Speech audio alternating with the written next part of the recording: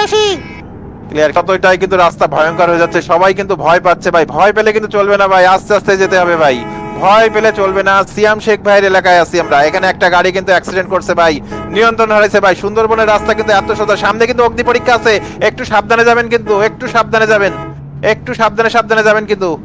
ব্রিজটা কিন্তু ভালো না, সাবধানে সাবধানে, ব্রিজটা কিন্তু খুবই খারাপ। দেখেন এরকম ডেঞ্জারাস জায়গায় আগে আসছেন, আসেননি, খুবই ভয়ঙ্কর জায়গা। ফার্স্ট টাইম আমরা কনভয় করতেছি ভাই, সুন্দরবনে যাচ্ছি ভাই, খুব ভয়ঙ্কর জায়গা দিয়ে যাচ্ছি বন্ধুরা, দেখতে পাচ্ছ সবাই আল্লাহ আল্লাহ করতেছে ভাই। এখান থেকে যদি একটু 19-20 হয়, কারণ এইদিকে কোনো গাড়ি সচরাচর আসে না ভয়ে।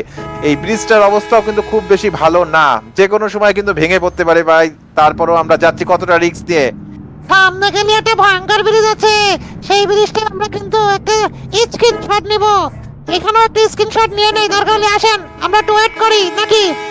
টানা টানা টানা